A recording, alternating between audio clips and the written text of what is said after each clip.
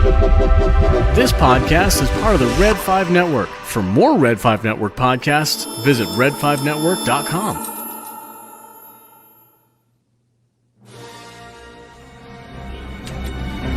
Rogue One.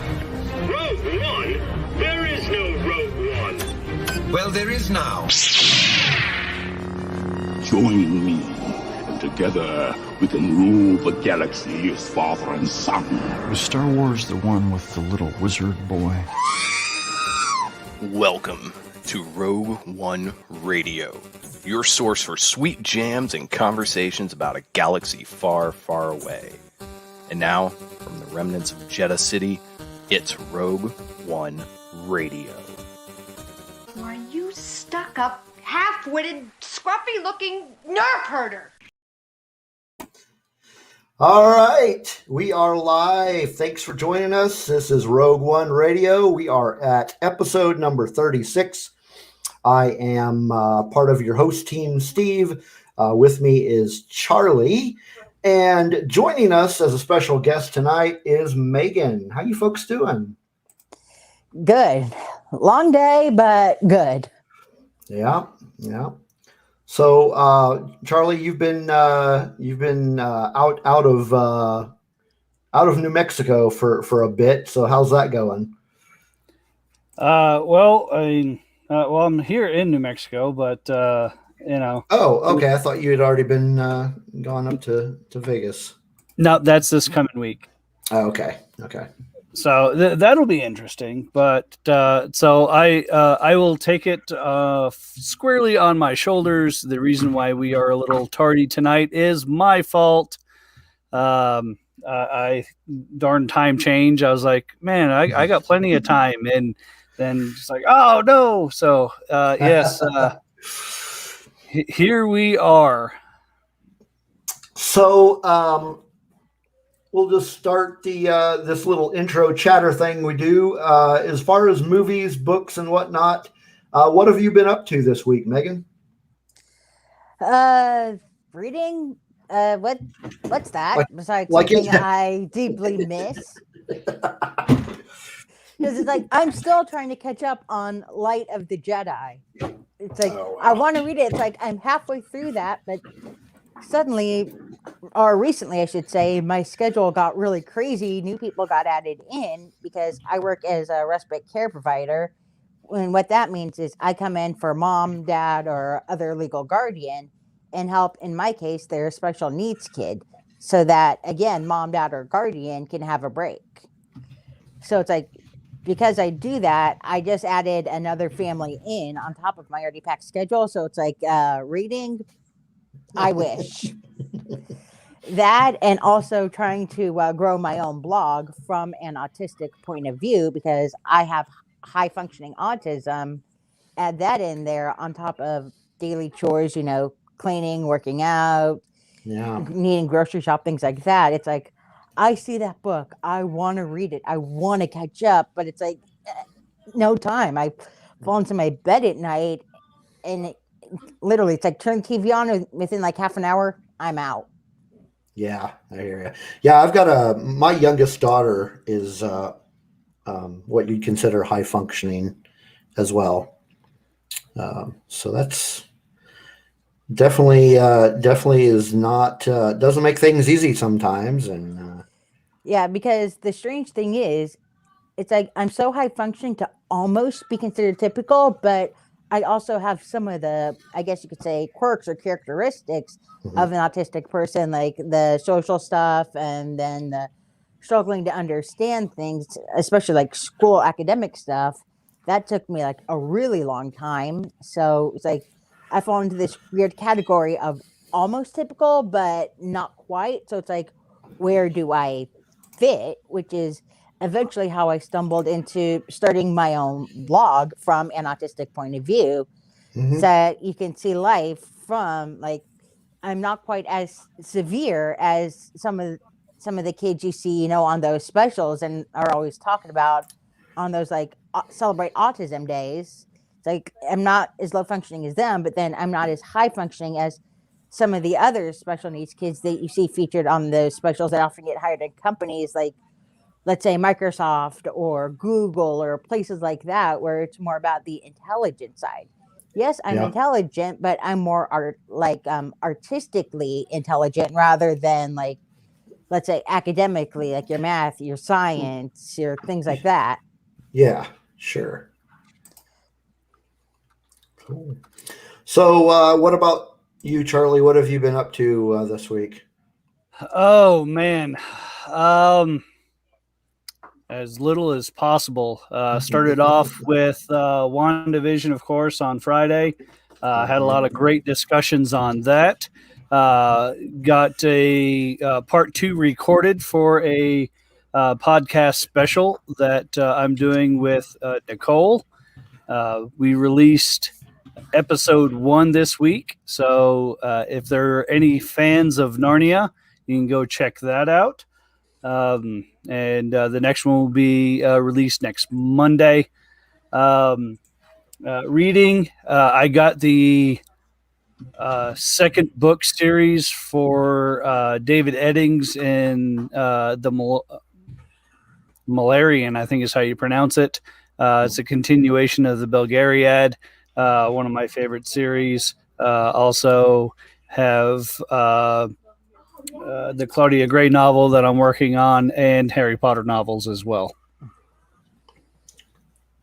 Awesome. Well, I do want to welcome a couple of folks into the chat room. Nicole is with us. Thanks for coming and chatting with us, Nicole. And we have RFB with us as well. So good evening and welcome to the chat. Invite your friends. As far as me, I've been, I did watch WandaVision Friday. I still have not jumped into the dark yet. I'm still in comics books mode. So I read a Star Wars comic in there somewhere. But I finished the Dark Knight's Death Metal series. I finished the main series. But that prompted me to start reading some of the one-shots. So I've read a couple of those, and there's a few more that I want to read, but the local comic book shop doesn't have them, so I'm trying to track those down. And I'm also in the middle of reading the book Doomsday Clock. It's a comic book. It's a 12-part series called Doomsday Clock, and it's kind of a sequel to Watchmen, but not really. I was thinking that was a graphic novel. It was Watchmen was a graphic novel, yes. Doomsday Clock originally came out as 12 separate issues, and it is a trade paperback now. But I'm actually reading it in its original format in the 12-issue miniseries. Nice. And today on my lunch break, I finished issue 10, so I'm getting pretty close to that. I've still been reading Future State, and that is going to be over sometime next month is when that DC series will be over, and then it'll go back to quote unquote normal. But yeah, that's about it. I haven't been watching any. I haven't been watching any TV other than WandaVision, really. I mean, other than just kind of like watching something for background noise. Right? Yeah, same here. Because literally, my favorite thing to do when, let's say, I'm doing laundry or I'm cleaning the bathroom or I'm cleaning my room or something, or I'm vacuuming out the car or something like that. Favorite thing to do is throw on a podcast or throw on YouTube videos that I've been meaning to catch up on and just zone out. Well, it's like with music. Like sometimes I'm listening to music because I want to listen to that music and I pay attention to it. And other times I just want it there for background noise. Because it's actually very hard for me to do much of anything without music in the background. Right. So good catching up, and so it's been a week or two since we've done a show, and tonight we are continuing our Skywalker Saga retrospective with A New Hope. We'll be talking about that. We've got some our top 5 list coming at the end of the show, toward the end of the show, and we got a real short. I don't know if you want to call it announcement. Just we need to. Yeah, let's just call it an announcement. Just a short announcement.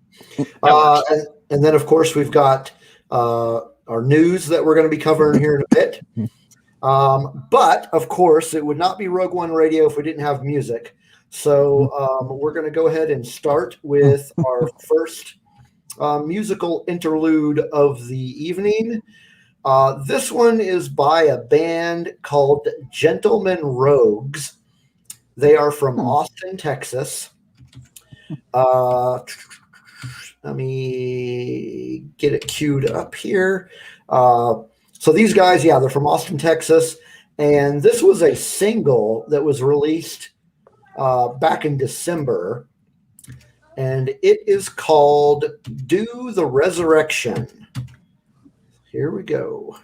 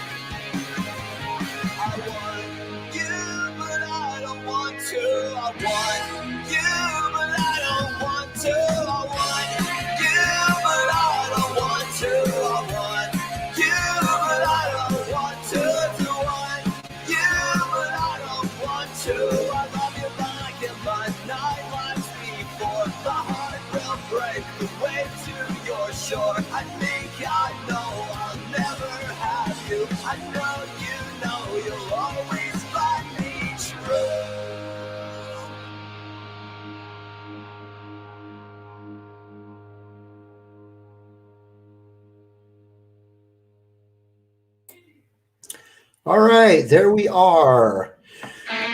Gentlemen Rogues with Why Is It Still Playing?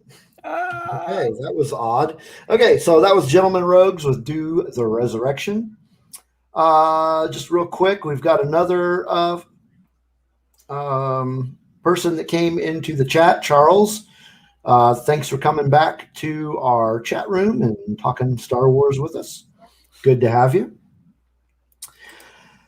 So we're going to go ahead and jump into our news segment. And why don't you go ahead and start things off there, Charlie?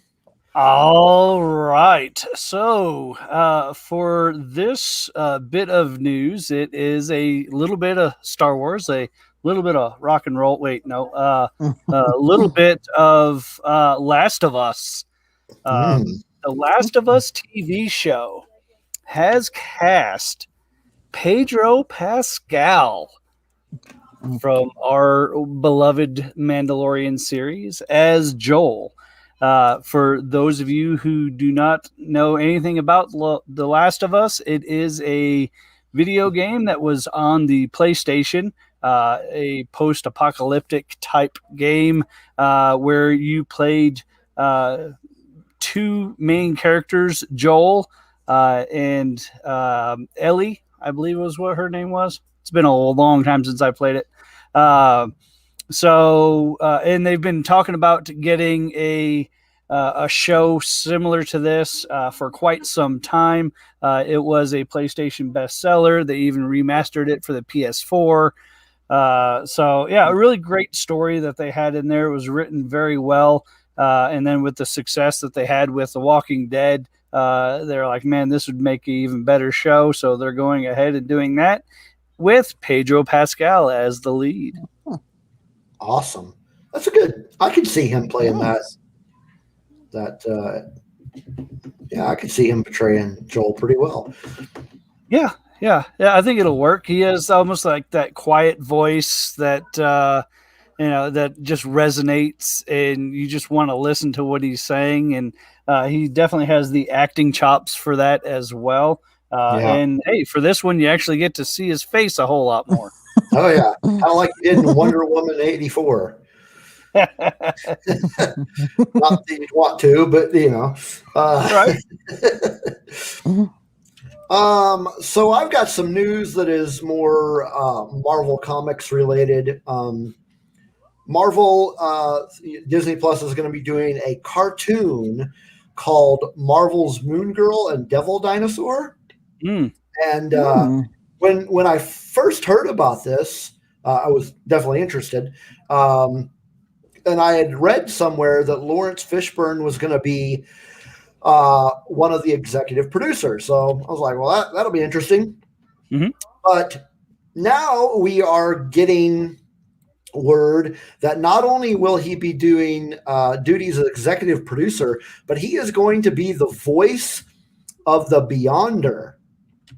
So if anybody out there is familiar with the Marvel universe, and in particular the Marvel universe of the late or the mid and late 80s with the Secret Wars crossover event that happened back around that time, the Beyonder was this can't really call him an alien. He was basically just kind of a cosmic being that was super overpowered, and a really fun character as you got to know more about him. But yeah, I mean, just thinking of Lawrence Fishburne as the voice for the Beyonder, I think that's going to be amazing. Yeah, I agree. Yeah, So definitely sounds interesting. Yeah, that'll be fun to check out. When I don't have any release date news or anything else about any other casting, voice casting for this. I heard about it once a couple of months ago, and then this is the first time I'm hearing about it again. But yeah, it was pretty cool. What do we have next? I think you've got some also Marvel related. Yeah. this is also coming from the Plus. Very similar to what we got at the end of Mandalorian to help fill the gaps with the behind the scenes look. We're going to get one. It's called Marvel Studios Assembled. And this chapter is going to be Making of WandaVision.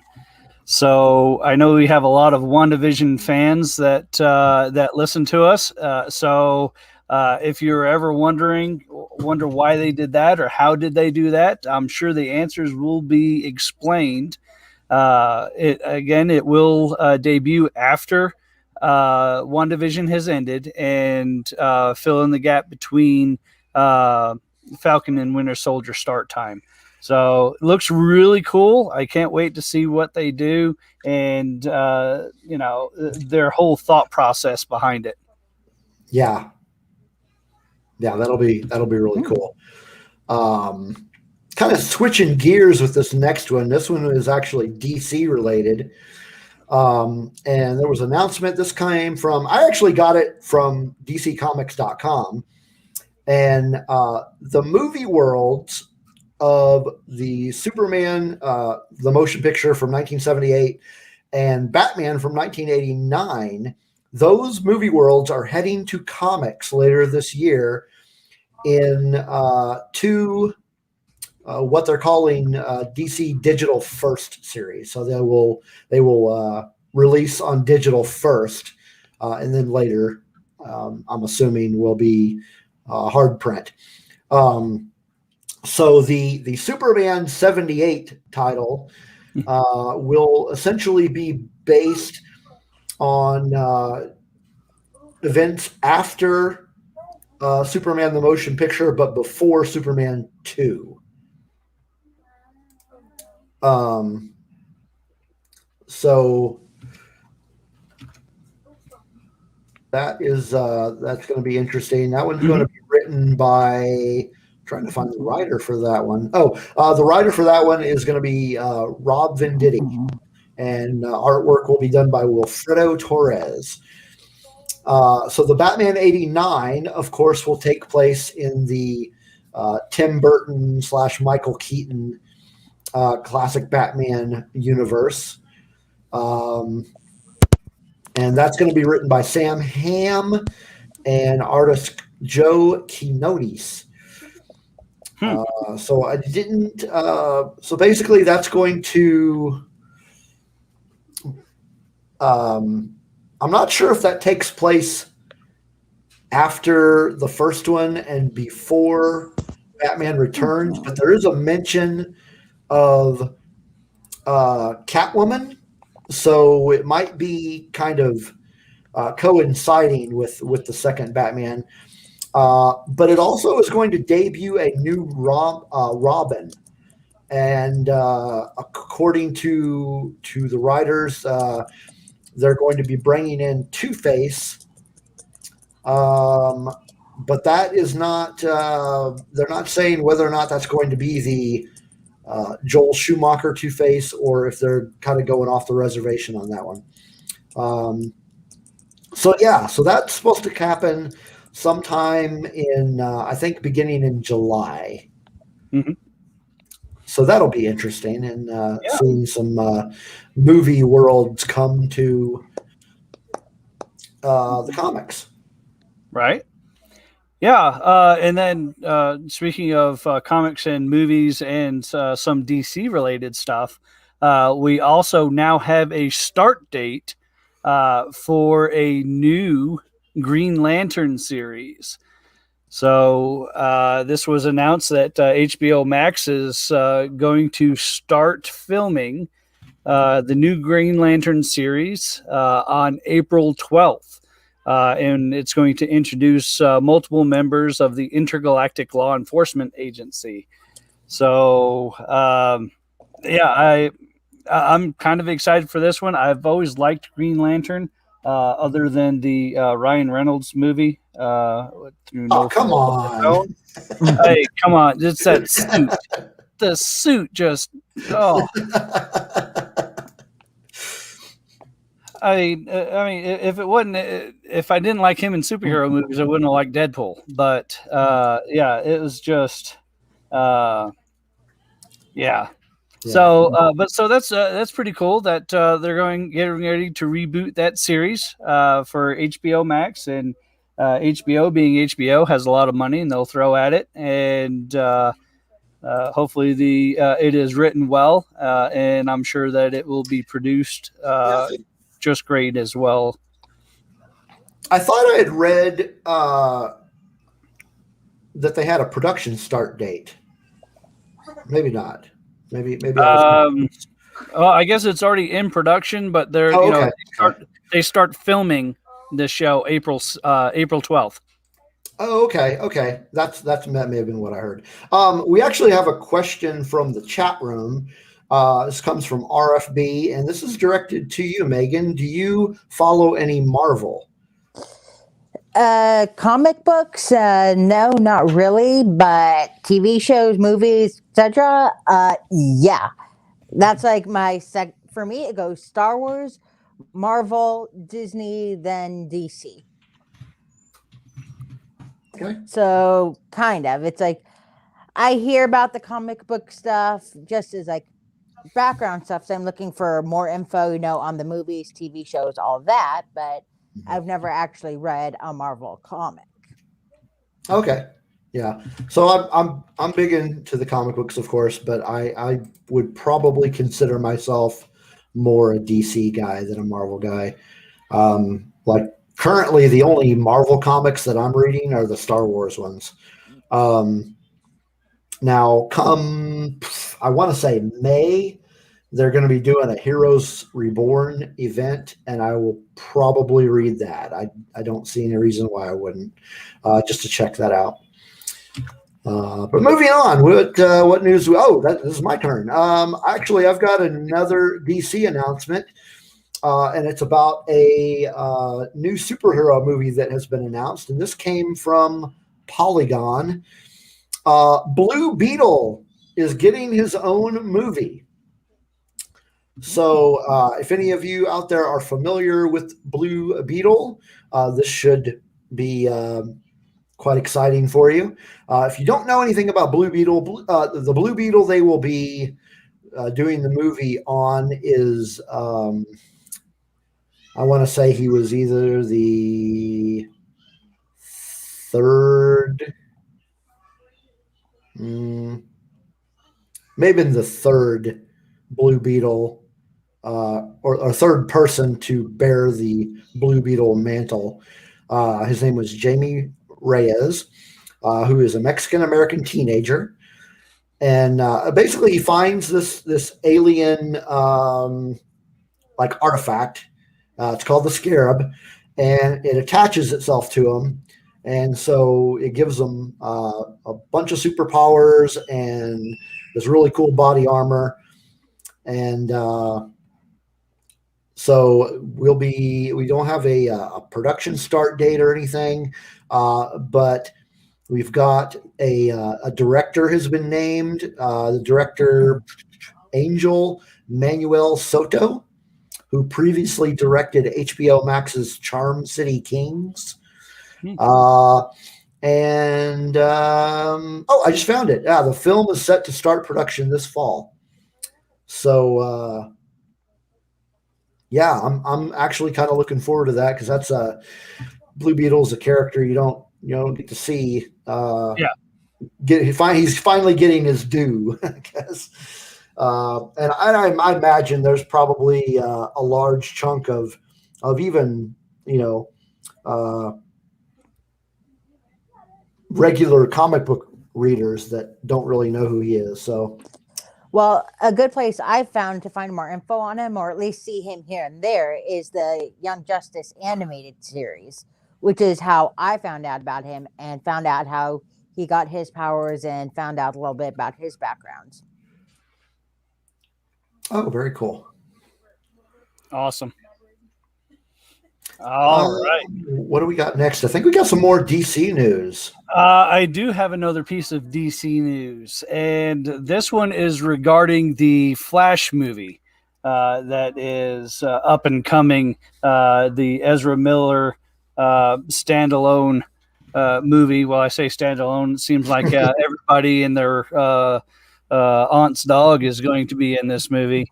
All the way from Michael Keaton returning as Batman to this new cast member. According to the director, Andy Muschietti, they have cast a new character, Supergirl, for the Flash movie. Now, we're not really sure exactly how or why this is going to fit in, but the director said that he saw more than 400 auditions before settling on Sasha, and hopefully I pronounced this right, Calais. She is a young actress that's on The Young and the Restless, a soap opera drama type thing there. So anybody that might watch the soaps and Young and the Restless probably will be familiar with her. I am not as of yet, but I will be. So yeah, it looks pretty cool. Again, not sure how they're going to fit it in, but with that multiverse that they're trying to put in, it could be a female version of Superman, or maybe it's going to be Kara, his cousin, like we've seen before. Just never know. Well, it seems like Megan is not too keen on that. She said in the chat room, not my Supergirl. I probably have to agree with you. I kind of like the Supergirl from the CW. I think she does a really good job. Now, I understand DC's trying to keep their movie universe away from their TV universe, but with all the crossover that they're doing in the movie anyway, why not bring somebody in from the TV show? It's not that difficult. I mean, they brought movie people from and also superheroes from non-CW shows into that Crisis on Infinite Earth crossover. Right. So why can't the movies do it? I mean, it can be done. It can be done. Yes. But so we'll leave that at that. So we've got Supergirl cast in the Flash movie. All right. And for other casting news, we also have casting news from the MCU, and that is the upcoming Ant-Man and Wasp movie, which is Quantumania, which from everything I've seen is going to be absolutely bonkers. I really can't wait to see what they're going to do with that. But Michael Douglas held a Q&A on his Instagram just earlier this week. I believe it was the 19th of February, and said that he was going to reprise his role as Hank Pym. So that will be interesting to see how they're going to do that, bring him in. And that, to the best of his knowledge, that they will start filming this year. So if they can get that done this year, and hopefully, there's no other delays on it, and we can get the third Ant-Man movie in 2022. So I'm excited for it. Yeah, I'm excited for a new Ant-Man. It's gonna be interesting. After that last one they did, it got a little weird there, but weird in a good way. So I'm definitely excited for the new Ant-Man, and it seems like we're not alone. We got Nicole; she's excited for the next installment. It's gonna be great. So I've actually got some additional MCU news as well. I've got an update on the Hawkeye TV show, and So we've got some new set photos from it. And this came from CBR.com. But the thing that I wanted to discuss was that it was announced, or kind of, it wasn't much of an announcement. It just kind of barely mentioned it in the article, but I thought it was a pretty big deal that one of his enemies, or I guess the enemies in the Hawkeye TV show, I'm guessing just one of the enemies, is going to be none other than the Tracksuit Mafia. So if you've read any Hawkeye comics, then you definitely know who the Tracksuit Mafia is. It's from the more recent Hawkeye series that was done by Matt Fraction, and the Tracksuit Mafia was a fan favorite, and they're actually going to be in the Hawkeye TV series, so that'll be great. We got another newcomer to the chat. Greg, welcome. Thanks for joining us in the chat. Good to have you, and I hope you enjoy your time with us. What do we got next? All right. So who is ready for some Star Wars news? Oh, always. Yeah. Me. Never a bad time for that. Right? All right. So first up, we have the much aligned, much debated director Rian Johnson confirms that the trilogy that he was supposed to have made is still in the works. So they have no timetable left on when it's going to appear or any other details. It just says that that the trilogy is on. And in the meantime, he is working on other projects, but it will happen. So that's going to be interesting. We'll see how that goes. Hopefully it is well received, as all Star Wars should be. Very interesting. Very interesting. Yeah. Let's see. What do I have? It's my turn. Oh, we've got a new comic book coming.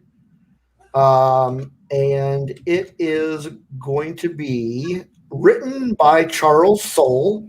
So that should get you excited. And it is going to be called War of the Bounty Hunters. So this will be based on what it sounds like, mostly Boba Fett, between the time of Empire Strikes Back and Return of the Jedi.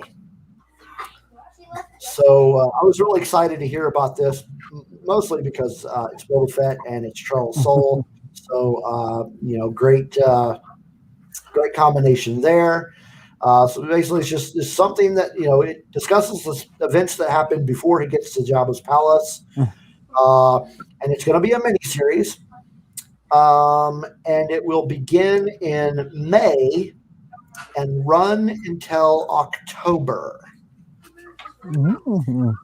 So, that's going to be super fun. Yeah. Oh, I agree.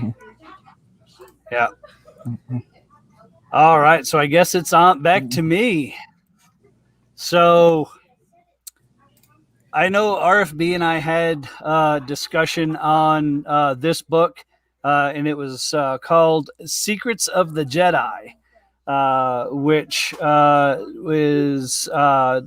was Mark Sumarek, if I pronounce that right. Again, kind of a wonky spelling of a last name, so hopefully I pronounced that correctly.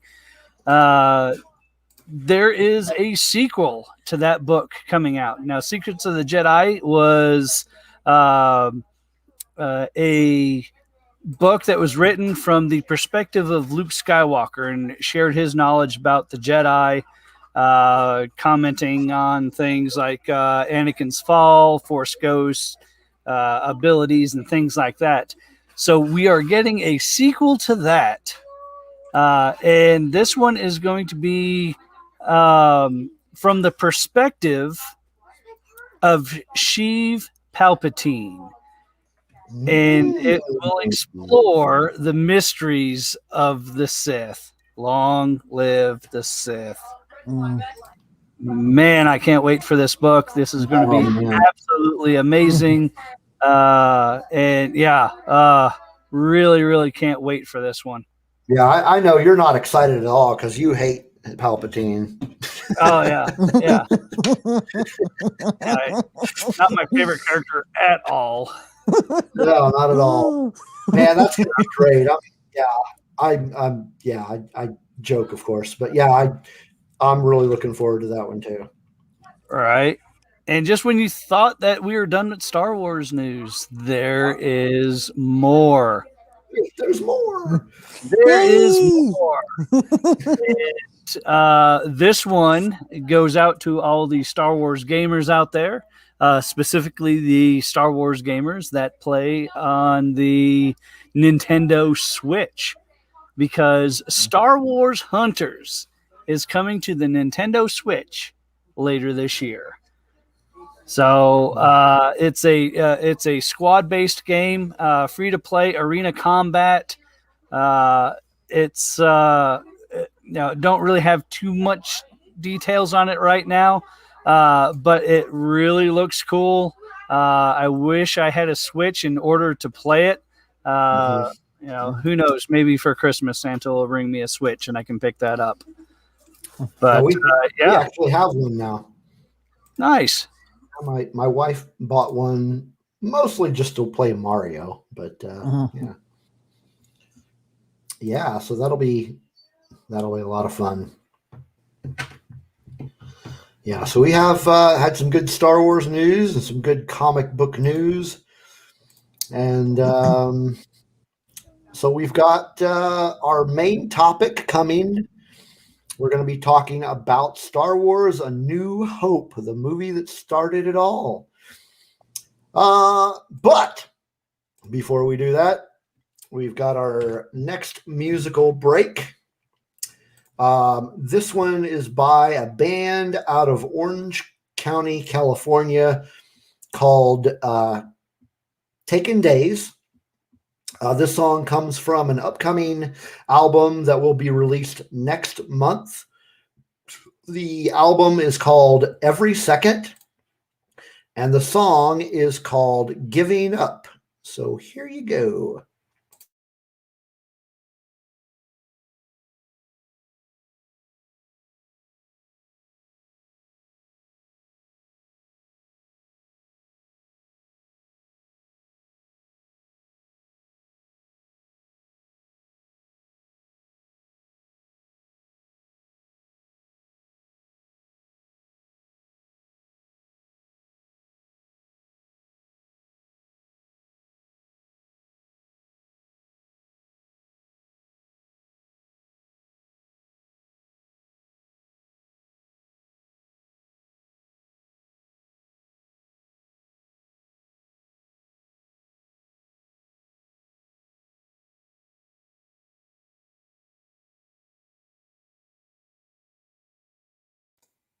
Okay, well, something happened there on our end. Sorry about that.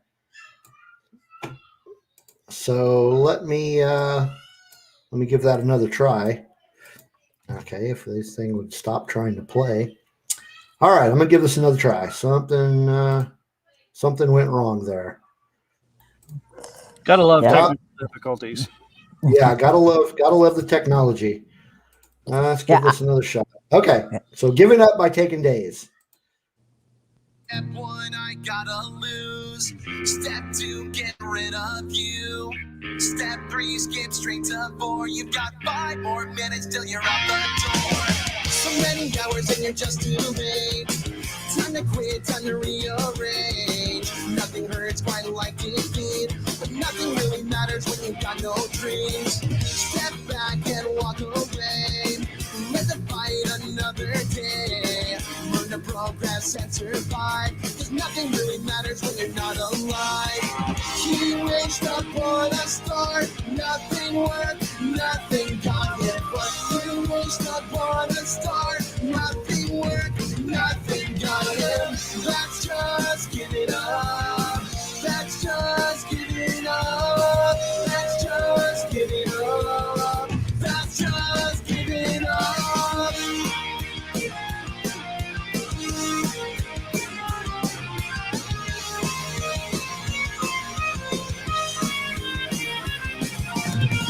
All talk, but you've got nothing to say. A bad choice that wasn't yours to make. Criticized with pure impunity. At the end of the line, step back and walk away. Let the fight another day. Through the struggle, I've realized that nothing really matters when you waste your time. He reached upon a star, nothing worked, nothing got him. But he reached upon a star, nothing worked, nothing got him. That's just giving up. That's just giving up. That's just giving up. That's just giving up.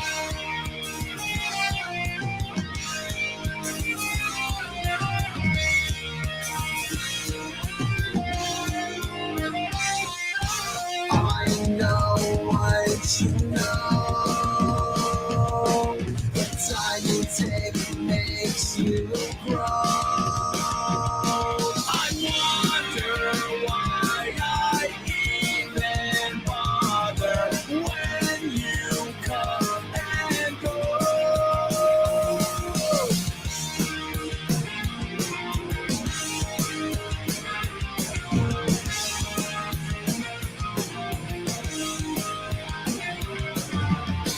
You reached upon a star, nothing worked, nothing got him. But you reached upon a star, nothing worked, nothing got him.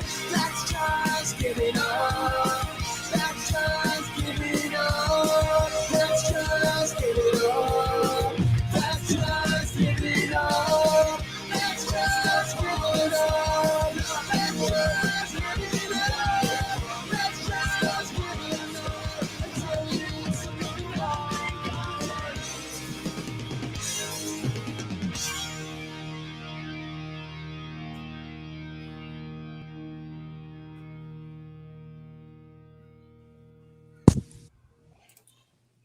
All right. Well, that time it was given up by taking days. Gotta love technology. Yay! All right. So, who is ready to talk some Star Wars New Hope? Pick me, pick I don't me. think it is. Why do you think I'm here? Well, yes, we know. I thought it was our lovely dispositions. No, not really. Oh, okay. Well, I see how it is. All righty. All right. So, yeah, Star Wars A New Hope. As we've done for the last three that we've talked about, we'll start with the opening crawl. So, me. Episode 4, A New Hope. It is a period of civil war. Rebel spaceships striking from a hidden base have won their first victory against the evil Galactic Empire. During the battle, Rebel spies managed to steal secret plans to the Empire's ultimate weapon, the Death Star, an armored space station with enough power to destroy an entire planet. Pursued by the Empire's sinister agents, Princess Leia races home aboard her starship, custodian of the stolen plans that can save her people and restore freedom to the galaxy. So that might have been a little my interpretation of it, but that's All right. yeah. So yeah, there we go. The opening crawl, and for a general summary, Steve, you want to give a general summary of the movie? Like a plot synopsis? Sure. Why don't we let Megan do that? I know she's excited. Okay, where do I start? Let's see. First, we have. I haven't had time to watch it recently because I've been so busy. So why don't you do it, Steve? Okay, that's fine. So it starts off in a there's a space battle above Tatooine, and we have the rebels in a fight against the stormtroopers, and Darth Vader shows up, and we've got Princess Leia that is dispatching the plans, which she just recently got from the movie Rogue One, into the R2 unit. And they take off for the surface of Tatooine. And then we have Darth Vader meeting Princess Leia. And we get to see Darth Vader for the first time, and that's pretty amazing. And then we get down to the planet, and we see Luke for the first time, and he's kind of sort of watching the battle with his macro binoculars, and so we've got the droids who land, and they start off on the desert, and they get captured by Jawas. These Jawas show up at Luke's uncle's house to sell them droids. So they ultimately buy the two droids, C-3PO and R2-D2. And Luke has a fit about having to stay on for another season. And then R2-D2 runs away, and they go looking for him in the morning, and they get attacked by Tusken Raiders. By them, I mean Luke and C-3PO.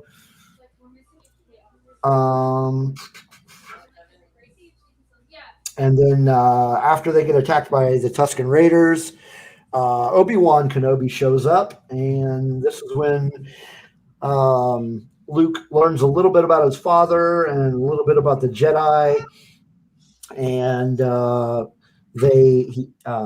they find a message that's in the R2 unit, and it's Princess Leia telling them that her father needs Obi-Wan's help on Alderaan. And so Obi-Wan wants Luke to come with him to learn to be a Jedi. Luke says no. They head off for Luke's home to find his aunt and uncle dead, which, at that point he's agreeing to go to Alderaan with them. So they go to Mos Eisley and hire Han Solo and Chewbacca and the Millennium Falcon. Then they head off to get off to Alderaan. They find out that it's not there.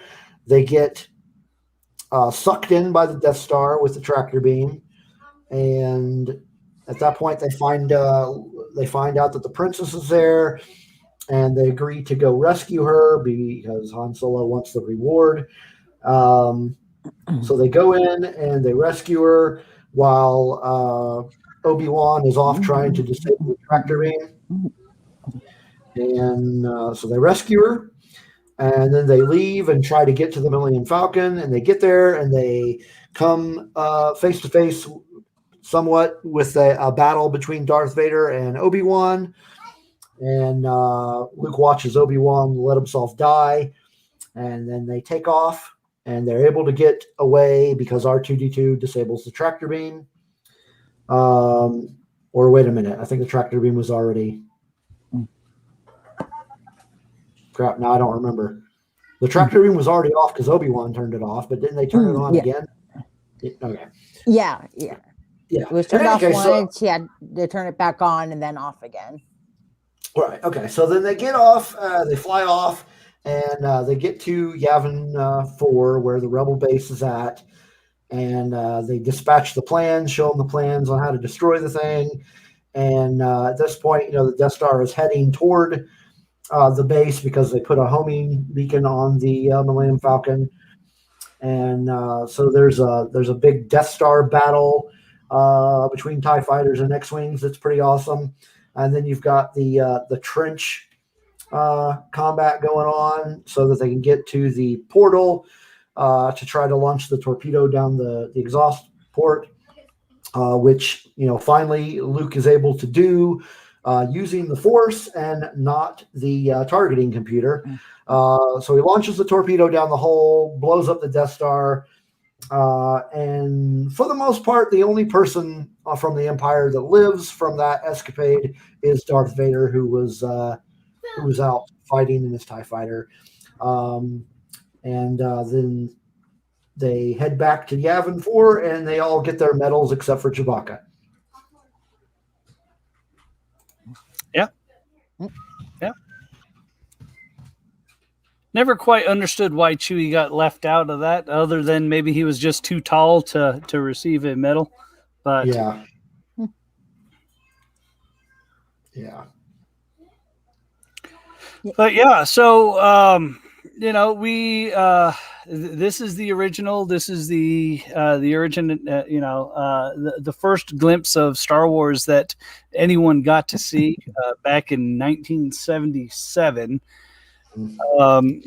Megan, out of A New Hope, what are some of your favorite moments that you had for this movie? Ooh, that's a hard question because there are so many moments. Let's see. There's Luke first getting the lightsaber and first learning about the Jedi and accepting to go along with Obi-Wan a bit later. Let's see. Well, there's a lot, but for some reason, that's just the first one that comes to mind. Sure. Yeah, that works. Because that's, I guess, the main one that kicks everything off. Because had he still said no, even after that, like that he wanted to continue moisture farming in his aunt and uncle, like in their memory, we wouldn't have everything we do now. Mm-hmm. Yeah. Right. Steve, favorite moments? One of them that stands out to me is really not necessarily integral to the story, but the cantina in Mos Eisley. Loved, all the different life forms that were in there. That was really cool. I'd have to say probably my favorite scene, though, was the Death Star battle. The X-Wings and the TIE fighters going at it, and the trench run. That whole basically ending scene was my favorite scene. Mm-hmm. We did get Greg said that. Here, let me just pop it up here. He said, as a young kid, the opening battle was the coolest thing that I'd ever seen at the time. Then Vader walked in, and from that very moment, I was crazed about Star Wars, and nothing has changed. I totally get that. Darth Vader was amazing. Yeah. And if I had to pick one of my favorite moments, it's that first opening when the ships come into view and they're firing on each other. And when I was at the theater, and my mom said that when it came on, my mouth just dropped, and I sat there and was motionless in in the theater seat. And I can only imagine what I thought then versus what I think now. And yeah, it's just it's an amazing scene. Especially compared to other movies that were around at the time. I was sucked in, and it was believable. I thought I was witnessing something there. And then I think the music is another vehicle that, although People say it's great. I still think it doesn't get the credit that it's deserved. What an amazing character for the movie that music provides, whether it's the cantina scene or just the element of suspense that that it gets you, the driving, and then the ballads, the binary sunset. It's every moment is just captured beautifully by this amazing soundtrack. So the opening scene and soundtrack are probably my two favorite parts of the movie. Good stuff. Yeah, and So if I can say one more thing, sorry. Oh, go ahead. Go ahead. Yeah, it's like I'd like to build off what he said, that just the music too. It's like every time I hear the music, especially like Binary Sunset, it's just like, oh, I'm home. Oh, I just love this music. And another fun moment for me that I can't believe I forgot. It's a small moment, but it's when you first see the Millennium Falcon with Luke. It's like as they're walking through, and it's like you first see it, and it's like Luke, you can't help but think that thing's a piece of junk. There's no way it's going to save them. But then look at everything. But now we know everything that ship is done. And when you watch that scene now, it's like you can't help but laugh. Yeah. Right. It may not look like much, but as Han says, she has it where it counts. That's right. So we have an impromptu trivia question from the audience. Question is, who can name the pilot that was in the one lone Y-Wing?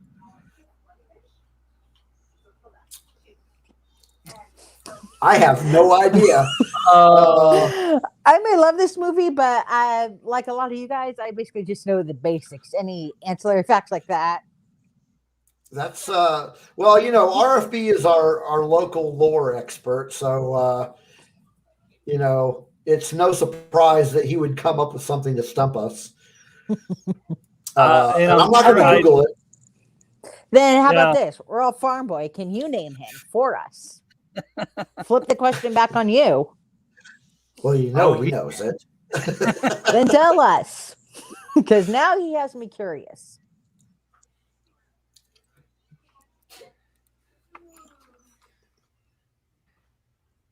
Come on, RFB. What was it? Was it Hera, who didn't really exist at that time?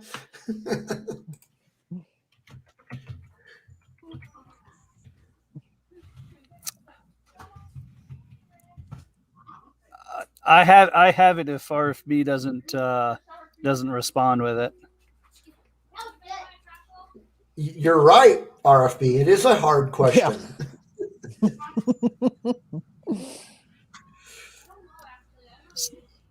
So, yeah, it was a member of Gold Squadron, the only member of the Y-Wings to make it back.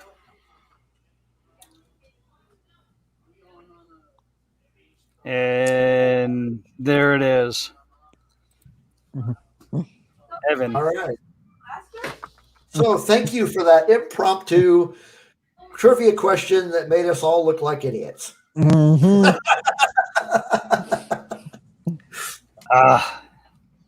Well, no, I knew that there was a Y-Wing that made it back. I just didn't know who the pilot was. But yeah, that's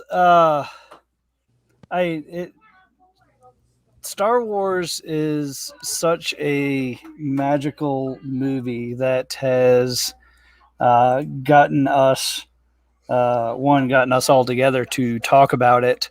It started off a massive franchise that was sold for $1 billion. And not like George Lucas wasn't already rich to begin with. Right. But I mean, just the level of dedication and belief in a story, to me, really set this apart from other films at the time. I've talked before. Oh, sorry, go ahead. Yeah, because if I can say a hot take really quick, but yes, I know a lot of people love Empire Strikes Back and Return of the Jedi, but for me, this one is my favorite for that reason, because it's a classic. It's the one that started everything. Without this one, we wouldn't have everything we do, and I wouldn't be here talking to you guys today. You're right. A lot of us would not be. I mean, Rogue One Radio would not be here. Red 5 Network would not be here. Right. The future of the Force wouldn't be a thing. So say what you want about Empire Strikes Back, like it all you want. Same thing for Return of the Jedi and all the other movies. But again, this is why A New Hope is my favorite. Mm-hmm. You certainly can't dispute its impact on not only cinema, but on fandoms in general. And Adam is in the chat with us. Welcome, Adam. Thanks for coming in. Good to see you. But yeah, I mean, cinema in general has changed because of this movie. Fandom, conventions and whatnot it's been I'm guessing there were probably Star Trek conventions already by that time, but this movie definitely took all of that up a notch. Yeah, because honestly, could you imagine life without Star Wars? No. I don't want to.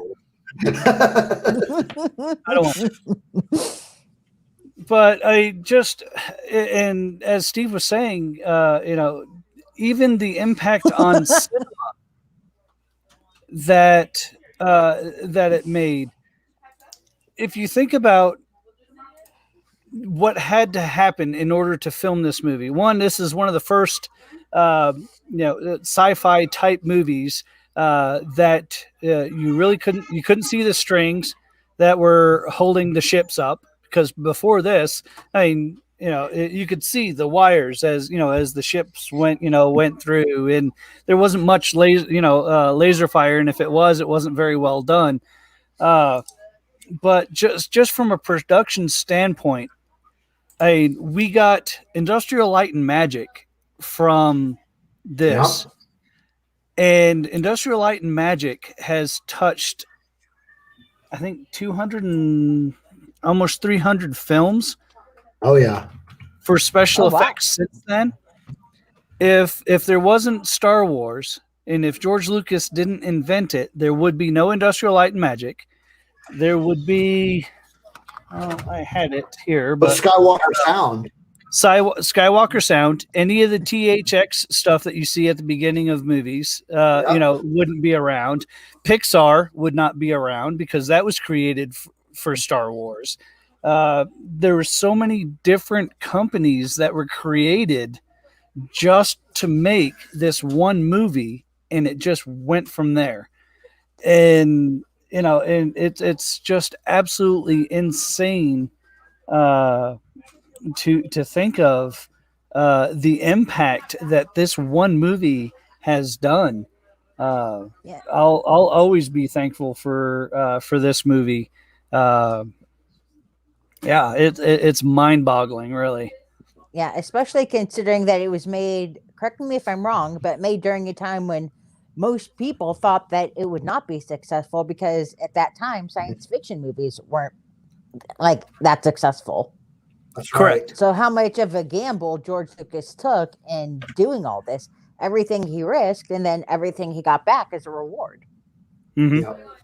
And if I remember right, he had to negotiate an insane deal with the movie company because they didn't want to promote it. So he was like, I'll do the promoting. You don't even have to worry about any of the merchandising stuff. I'll take care of that, which ended up making him millions of dollars anyway. all he said, all you have to do is, put the movie out, produce the movie, give me the money to make it, and then I'll take care of everything else. And they're like, yeah, why not? And if it doesn't work, then they won't have to worry about it. So, but yeah, it's man, it's just crazy that he had to shop it around that much. Yeah. And the considerations that he had to make in order to get the movie produced, and now look where it is. Yeah. So many years later, look where we're at. So this movie is actually the only film in the entire saga that I did not see in the theater upon its original release. I did see it in the theater when the special edition came out, but I actually didn't get to see this movie until I think it came on TV, like regular TV. But when it came out, as I was saying in the chat, I was 5 and living in Germany, and where we were living, I don't even remember there being a theater anywhere. So there would not have been any way I would have been able to see it.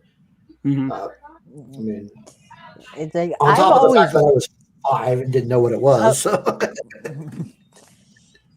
Yeah, whereas for me, it's like I've always wanted to see it in theaters, but one, I had yet to be born when it first came out. I was still like 20 years away from being born, to date myself. And then 2, it's like whenever they had those movie marathons, before the sequel trilogies, like I've always wanted to see them, but unfortunately my schedule just didn't work out and allow me to do that. So I was like, I want to, it's right there. I want to, but that's on my bucket list, is to see it in theaters.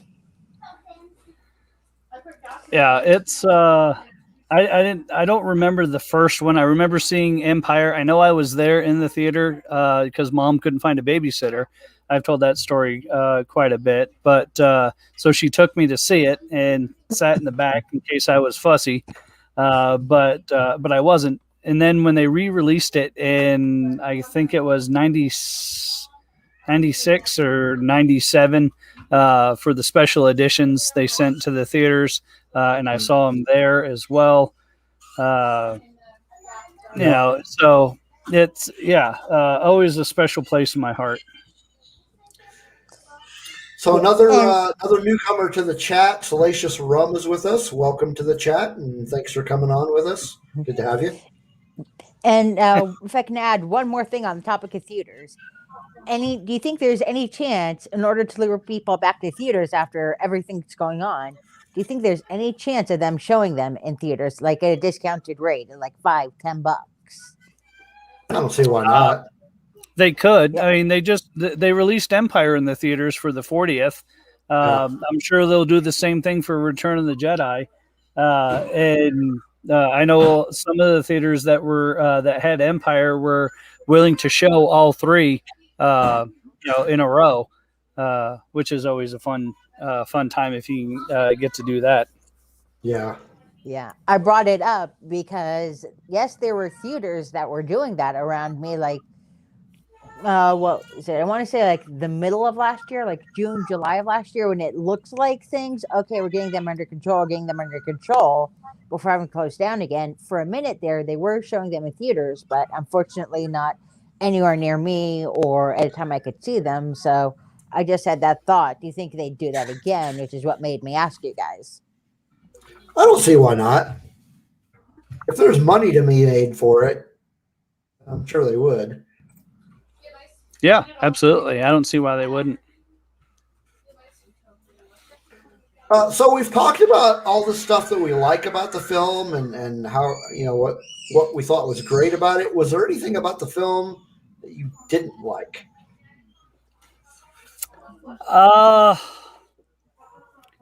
Parts of the dialogue were a bit clunky. I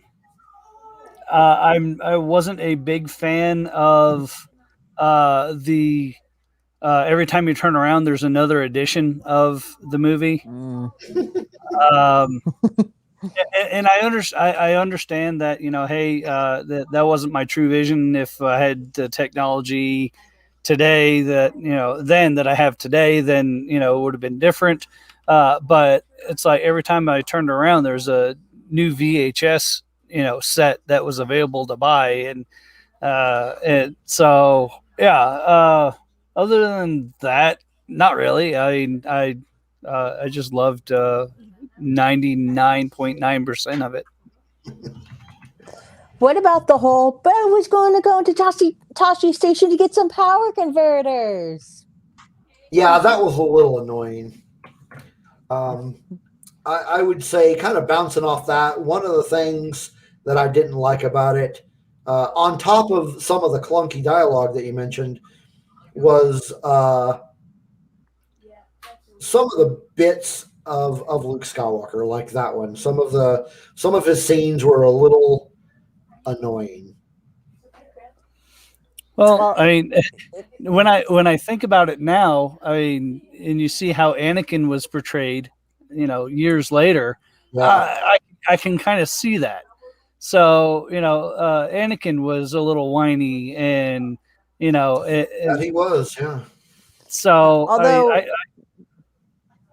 ahead. Although, what's interesting is, yes, I understand what you guys are saying and can see where you guys are coming from, but another hot take here, those actually didn't bother me because I remember how I was at Luke's age, both in A New Hope and then also Anakin's age in Phantom Menace and then all those movies. Like, I remember acting similarly. So it's like when I saw those on screen, it was like, at least for me, it was like, okay, those didn't bother me so much.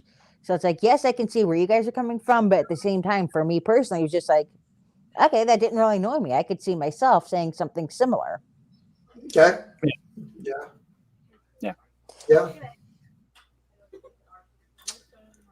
But yeah, there's not much to dislike there. So no, not a whole lot.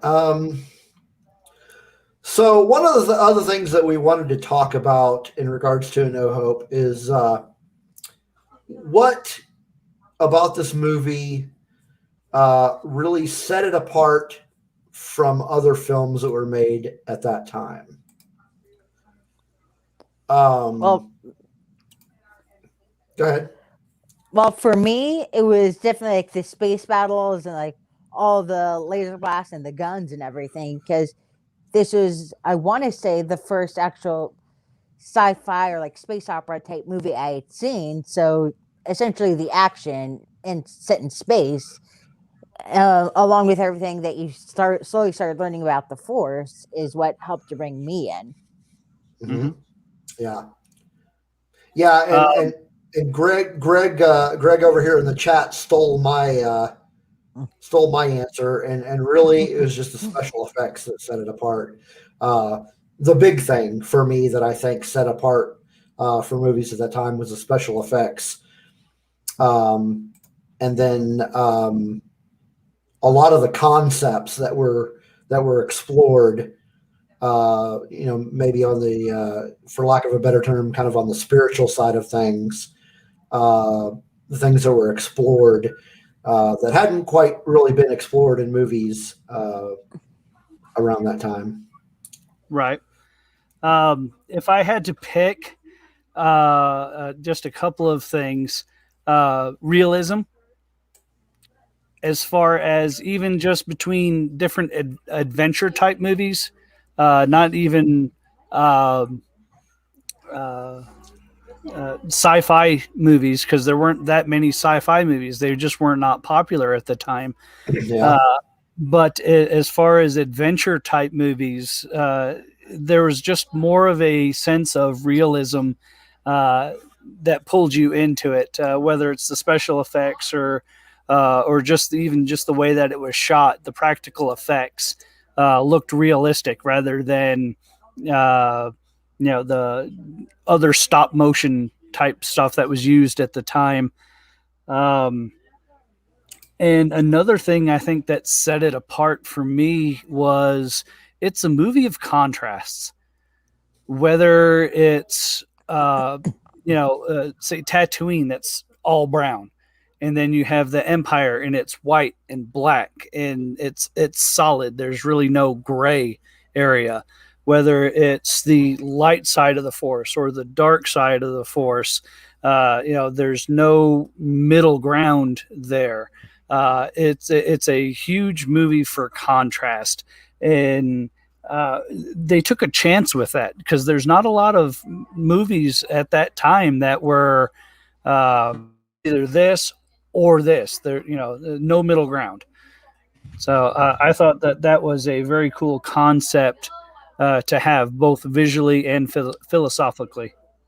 Yeah, that and something else that I also liked about this movie is the fact that everything actually looked lived in, vice and some of the other like sci-fi or in the future type stuff at least that I've seen before on TV, or maybe like small clips and movies and stuff that I've seen, is in Star Wars. Like I said, everything looked dirty, looked lived in, looked more real than other things I've seen.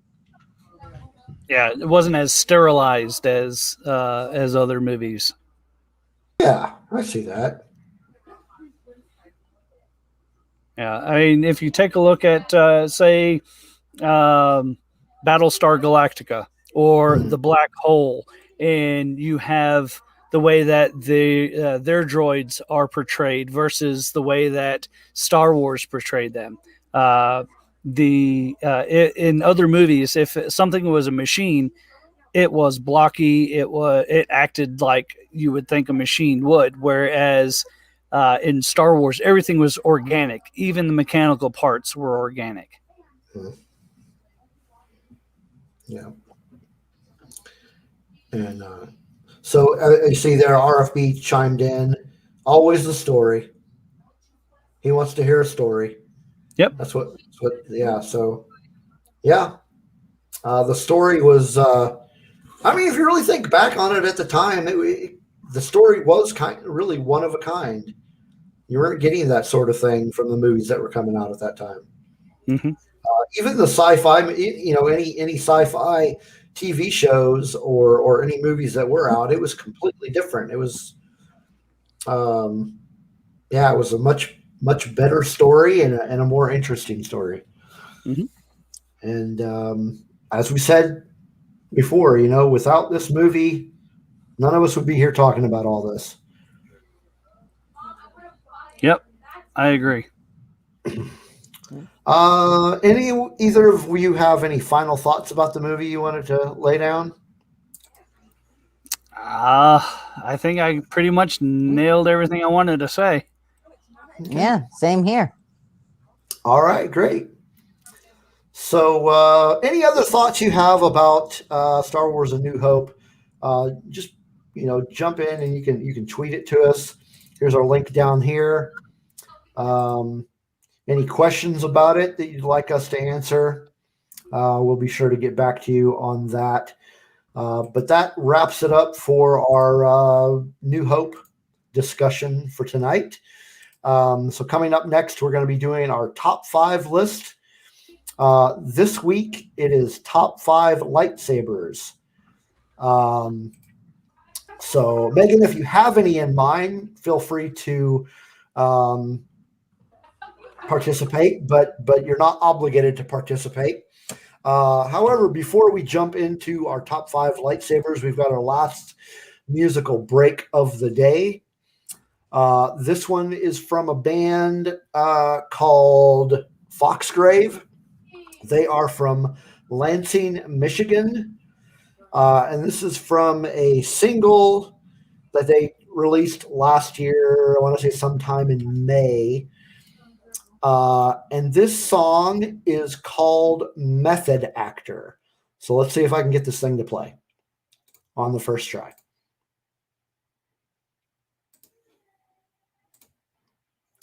And here we go. 3, 4, 5.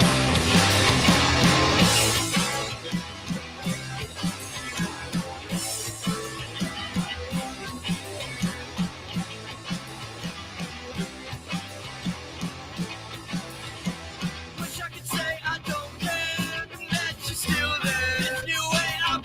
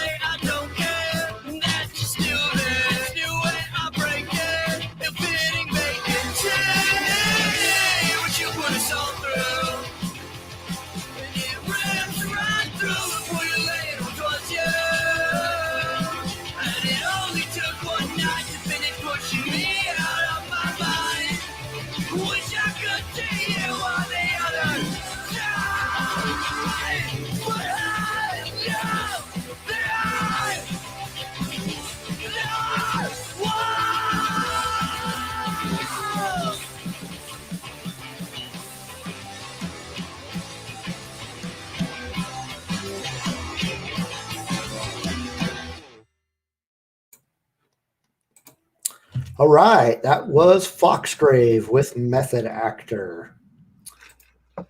So that time it worked. Right? Yeah. And so, yeah, those, what I say, those guys are from Lansing, Michigan. That was pretty good stuff. Interesting, newer band. RFB wants to mention that he loves your background, Megan. Yeah, it's just a random one I pulled up online, but it's from Rogue One. It's my favorite standalone Star Wars movie. So I thought I just randomly, I wanted to throw something up on the screen behind me so it wasn't just black. So I went online to Google, typed in Star Wars backgrounds. That was one of the first ones I found. Figured out how to throw it up there to leave it up. And there you go. I like it. Yeah. Nice. Cool. All right. So we are going to be talking about our top 5 lightsabers. So do you have any in mind that you think you might participate in this, Megan, or luckily the music break gave me some time to come up with maybe not my favorite ones, but some ones that stand out to me. Okay. So generally how we do this is we've got our 5, and Charlie and I kind of bounce back, starting from number 5 and then leading up to our number 1 favorite lightsaber. So why don't you go ahead and start off with your number 5, and if you don't really have a ranking, just name the first one on your list. Yeah. Now, the first one on my list, normally, let me preface this by saying normally I'm all light side, as you can see by the stickers behind me, but I'm sorry, this one is just so iconic, I have to go with it. Darth Maul. Because it's the first one we see that's double-bladed, and that just that came out of nowhere, but that is so cool. That's just a neat idea. Yes. So Charlie, what's your number 5? My number 5 is Ahsoka's lightsaber. Okay. Or sabers. That's a good one. But actually, before I jump onto my number 5, I wanted to show Nicole jumped in and gave us her list. Ahsoka's, Leia, Yoda, Obi-Wan, and Mace Windu. So all good choices. Very good choices. My number 5 is actually Ezra's lightsaber. Ooh, from Star Wars Rebels. I thought we were just doing the movie. Oh no! I even dug into the comic books for my list. But yeah, Ezra and his combination lightsaber blaster pistol is my number 5. That was just a very unique take on the lightsaber, and really fun. So next on your list, Megan? For me, the next one would be Mace Windu's, not so much because of the design, but because it's purple, and purple is my favorite color. So it's and especially since it's him with that lightsaber, it's just oh, that's hilarious. I love it. One for the color, one for the Jedi. Definitely. Okay, so that's takes us to number 4. Charlie. Number 4 for me is Darth Maul's double-bladed lightsaber.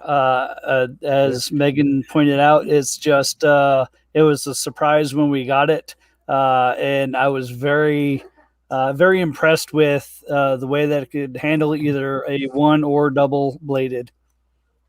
Very good. So Charles has popped up his list of his favorites: Ezra, Rey, Mace, Anakin, and Ahsoka. And then also Greg has his list: Luke's green, Yoda, Mace Windu, Ahsoka, and Darth Maul. So my number 4 actually is also Darth Maul.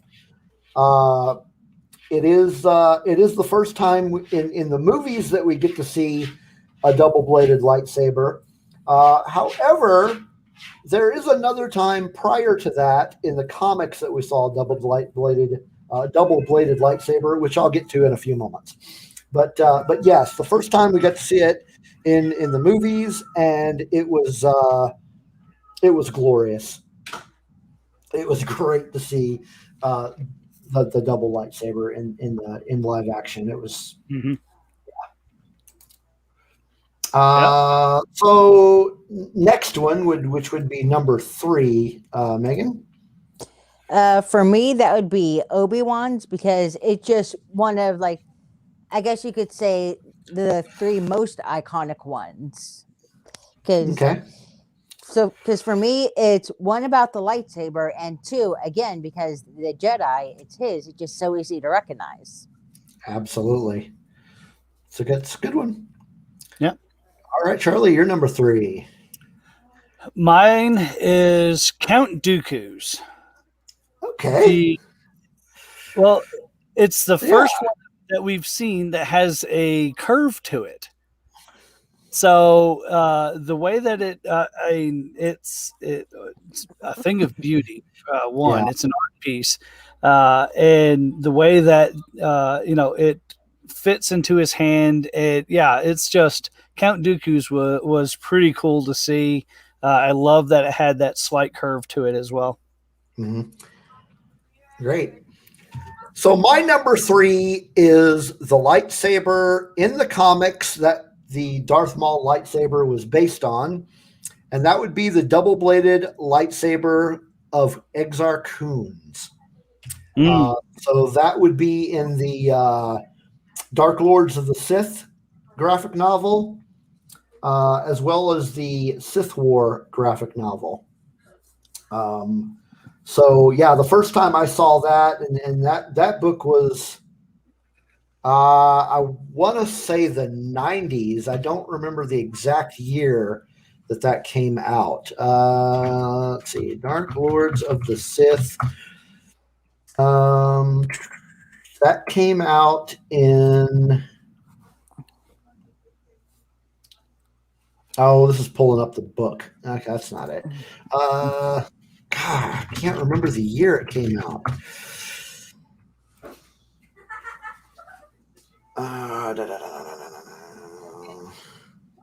It was a part of the Tales of the Jedi series. It was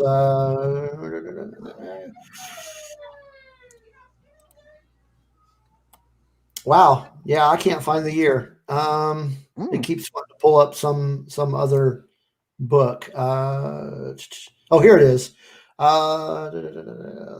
So 1995 is what I'm getting here.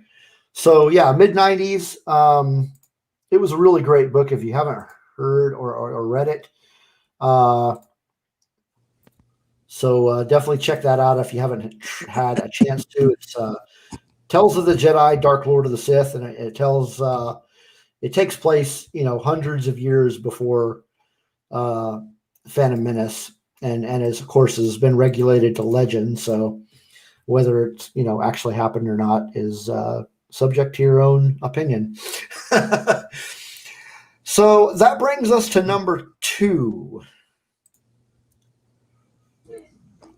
And for me, that would have to be Anakin's, because just the story behind that, how much that thing has traveled from Anakin, then to Obi-Wan for many years hanging on to it, and then to Luke, him hanging on to it for a bit.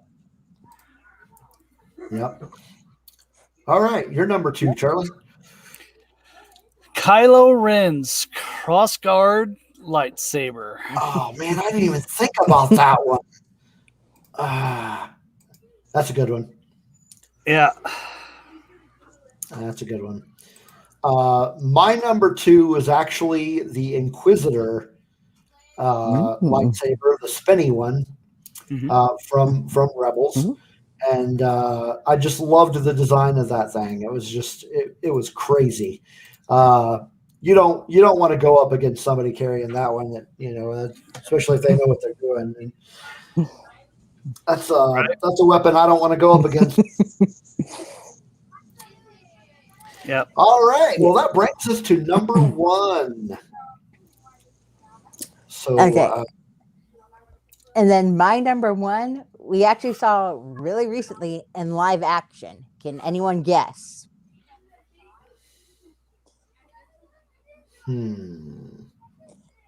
Ahsoka's? There you go. Okay. That's a good one. But in particular, the thing is though, I can't choose between the one she had in Clone Wars and the one she had after, the white ones, because both are just so amazing. It's like because like her for the ones in Clone Wars, but then also the white ones she has after are just those are just so beautiful. It's like, how do you choose between those? Yeah, those were really good. Those are great. Charlie, you're number 1. This should be no surprise to anyone that knows me at all. But it would be the saber that belongs to Sheev Palpatine. The coloring, the rose gold plate that's on there, the sleek design, and that crimson blade just really, it's it's a work of art, a thing of beauty, and I wish I had one. Yeah, great. Okay, my number 1 is it's my number 1 just because this is so iconic a blade, and Megan already mentioned it, but I'm talking about the Anakin, Luke, Rey lightsaber. This lightsaber has spanned 3 different sequel trilogies, and just the fact that just the iconicness of this lightsaber, it's hard to not be on this list, and it's for some of the reasons that Megan brought up. It changed hands 3 times, and like I said, spanned 3 different trilogies and lasted that long, and it was just such a big part of all of these stories, and that is why it's my number 1. Very good list. Very good list. Yeah. So that is more or less the end of our show tonight. I did have one thing I wanted to mention. I'm not really sure how to discuss this. We're not really changing formats as much as we are kind of returning to a format we were doing before Charlie came on board. And it wasn't really, it's not even really a big change. It's just kind of, and it's still, I guess you could say it's kind of still in work because we're still talking about it and how it's going to work. But basically what we're going to do is we're going to be kind of alternating the topics of our episodes every week, or every other week rather. For instance, we're still doing our Skywalker Saga episode. So we did that today. Next week, we are more than likely going to be doing a kind of a more comic book movie, comic book TV approach with our topic. And then the week after that, we'll return and do the next edition of our Star Wars, our Skywalker Saga with Empire Strikes Back. So it's just kind of we're not, the show is not going to be 100% Star Wars, but we are not abandoning our love for Star Wars. We're just kind of changing things up a little bit, kind of mostly so we don't burn out. Yeah, there's so much to cover in our fandoms that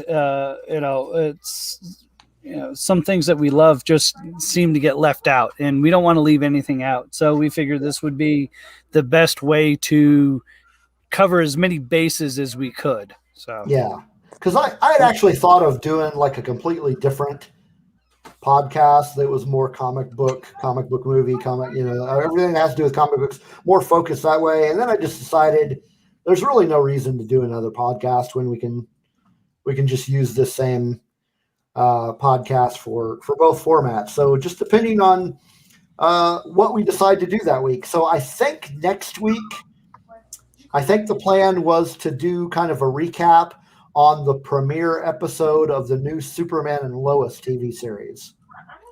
I think that's what we had discussed. Yeah.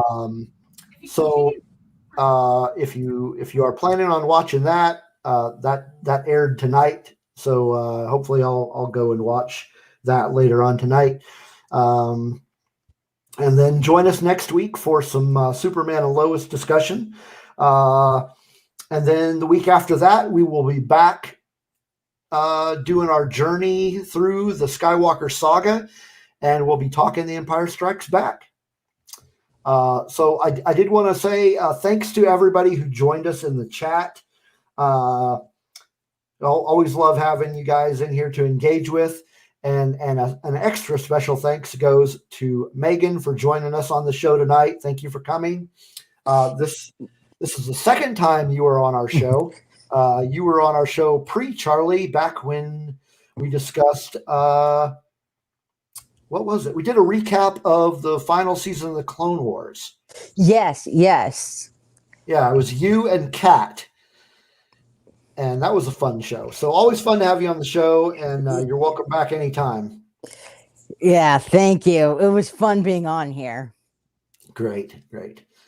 And so Charlie, you started a Smallville rewatch.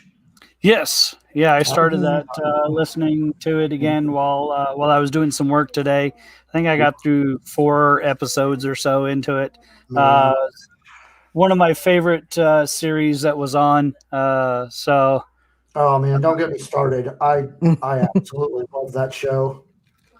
Oh my gosh. I mean, and Joey, if you watched the show before, my son has been on the show before, but to this day, anybody who's not Tom Welling is, with using his words, #NotMySuperman. Pretty strong words. Yes, he is. Yeah. And then what about Michael Rosenbaum as Lex? Same thing? Anybody else, not my Lex. Yeah. That show was just amazing. There was a couple of seasons that were a little slow, but as a whole compact show, it was just one of the greatest.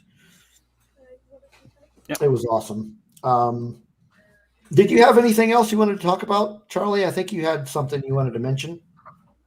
No, I think I'm good. I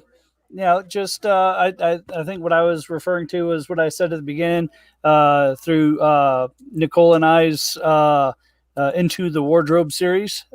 So hopefully everybody got a chance to listen to that. If not, it is on YouTube. And I'll put it out on audio podcast form shortly. And stay tuned Monday for part 2. And Great. Thank you again, Megan. Yes. Yes. All right. Great. So thanks everybody for joining, and we'll have this up on podcast within the next day or two. And as always, may the force be with you. Wait, there's one thing I wanted to do. Be right back. Give me 2 seconds. Okay. A surprise. We got a surprise. All right. Uh-oh. Should we be nervous? I'm always nervous. So while we're waiting, the Superman and Lois show is on CW? Yes, CW. So if you don't have a CW, it's on there's a CW app that's free. You will have to watch commercials, but otherwise, it's. I don't think there's any other way. watching it. Guys, I finally figured out which Jedi saved Grogu. Me. Oh, that was supposed to be a bit better. You were supposed to see that this was, I got a literal Jedi robe. Me, Awesome. Grogu, Jedi robe. I saved him. Okay. There you go. That's awesome. All right, the mystery is solved. It was Megan all along. Wish that had worked out better, but nah. Who needs Agatha all along? It was Megan all along. Oh no! Hey, spoilers, man! Oh, sorry. Yeah, that's right. It's been out for almost a week. Yeah, I know. Cool. All right. Well, thanks again. Thanks for coming in, Megan, and thanks to everybody who joined us. And have a great night. See ya. Thanks for having me.